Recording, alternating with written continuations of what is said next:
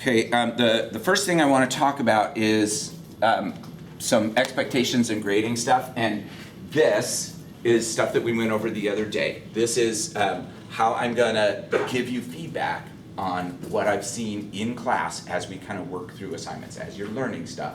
This is what I'm expecting to be able to see some effort and some skills. Most of you, as I mentioned the other day, should be targeting at least a 4 on these things. There's really no reason why, as we progress through material, you shouldn't be getting at least a 4, which means you're working hard and you're making progress. When we actually give you a score that counts for these things, largely what we're gonna do is start with whatever you have to begin with. So if you have a bunch of 4s and some 3s, then we'll kind of put a bunch of 4s and 3s into those grades that count, because that's what we've seen so far. But when we are doing a final evaluation of your work, then we're also going to give you a real score, and that real score is going to count for your grade, and it's going to be something that we are giving you additional chances, additional opportunities to show us your understanding. So these skills assessments, and we're going to have one next week. It's not a test. It's not going to really feel like a test. It's going to feel like we're doing something. But as you do that something, we're going to be looking to see what you can do and how well you can do it. And based on your skill level, at that point, we're going to give you a final score. If you already have a 5 in something, like if one of the skills that we're working on right now is making detailed observations and putting that into some sort of a drawing or diagram, some of you might have 5'd out already. So we're going to ask you to do it again, and we're going to expect that you do it again, but you're going to get 5 because you already got a 5, presuming that you take the work seriously. So if we give you a chance to make a diagram of something and you draw a happy face and turn it in, then you lose your 5. But if you're willing to just take another crack at it, then if you got a 5 before, you will get a 5 again, even if the work you do on the final assessment is not quite as good as it was the first time around. And the reason is because we saw what you could do. We already saw that you could do it. And yeah, I might be able to hit 7 out of 10 free throws right now. If you put me on the free throw line and say, do it again, I might only get 5 or 4, but you already saw me do 10. So if I get to the free throw line on a final assessment and I try my best and I only make 4 out of 10 free throws, you'll be like, well, I saw you make 7 before, so you're good. And that's how we're gonna approach this stuff. If we saw you do it before, and even if you make some mistakes on the final round, that's okay, because we know you can do it, and we also know that sometimes people make mistakes. We need to see this. So the work that you're doing now matters. The work that you do on a final assessment matters in class. It's what we see in class that matters. And sometimes, some of you may be like, well, can I do it outside of class? And there may be times when we say yes, but understand that one of the big things that I am looking to avoid is a really difficult problem for me, which is when somebody turns in really good work, but I didn't see them do any of it. Then I just don't know. I don't want to be mistrustful. I don't want to be suspicious. I have I always start with this, I believe you guys, but also I know if I see somebody in this classroom consistently on their phone, texting their friends, and not paying attention and joking around, and at the end of a period, I give you today you're gonna have about an hour to work on something. At the end of the period today, if you've gotten just a minuscule amount of work done, and then you come in on Monday and it's perfect, I have to say, I don't necessarily buy it, okay? And as I get to know you, I will be able to figure out what you're capable of. And so if if I see you consistently doing good work in class, and then one day it doesn't happen because you're not feeling good, and then you do it outside of class, it's fine, right? But if I don't see that, if consistently what I see is you're not using your time, you're not applying yourself, you're not thinking about biology, you're focusing on social stuff and other things, then the work you do where I can't see it is meaningless. So just be aware of that. Many of you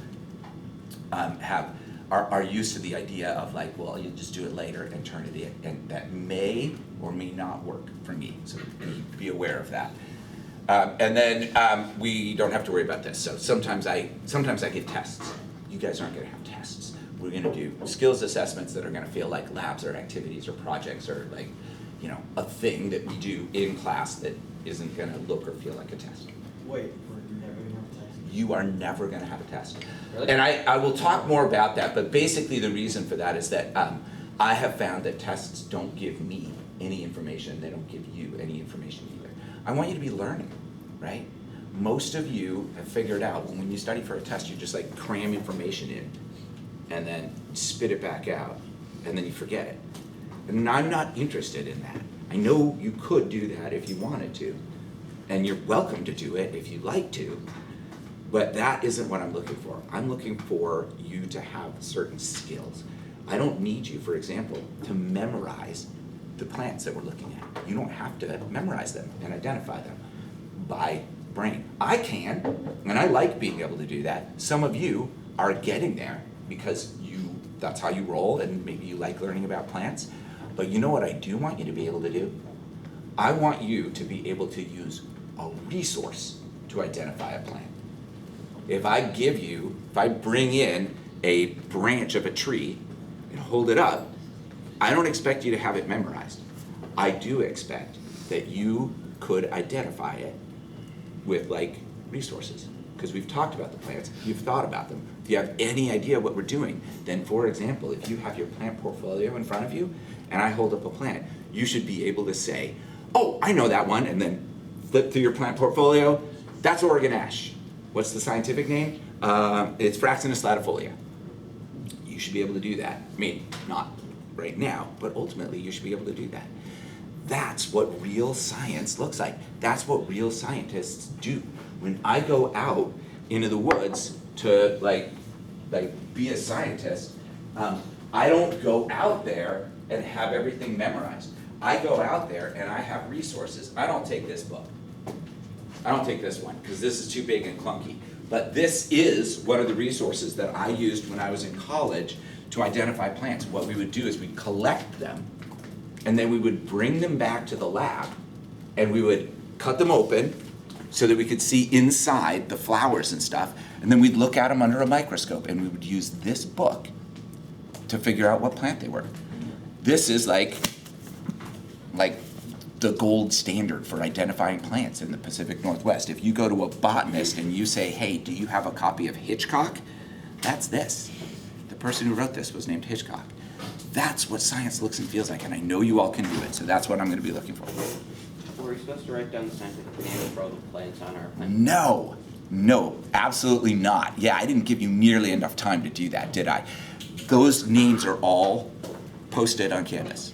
I want you to have them in your plant portfolio, and you'll be able to get them from where I put them into your portfolio. So yes, great question though, really good question.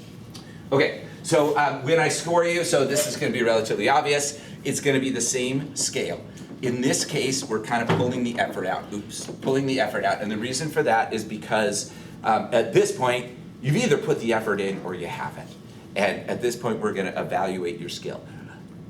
To just like give you a little bit of information, we do that in context. So if you came into this class with zero skill at identifying plants, like they were all just plants to you and that was it, you don't even know the difference between a tree and a shrub and a blade of grass, then a 4 for you might look different from a 4 for somebody who comes in and they're like, yeah, my mom's a botanist at Oregon State University, so I have a herbarium of native plant specimens that I keep at home, and I've got all the scientific names memorized, and I can tell you who named them, right?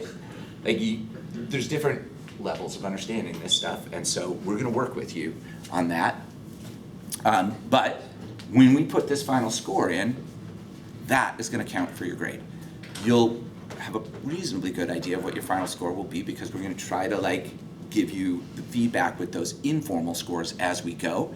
And I'm not going to talk about this right now, but if you end up not liking your final score and you have been applying yourself in class, working hard, thinking, getting your work done, asking good questions, involved and engaged in the class, then there will be essentially unlimited opportunities for you to pull that score up. Okay. If you're not engaged, that's a different story. Like if you aren't willing to put the time in now, then I'm not gonna work with you and put my time in later.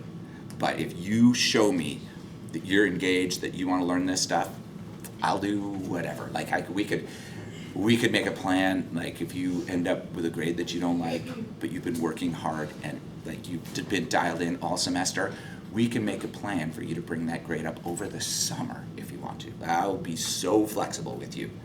But you gotta earn that flexibility by doing your job in class.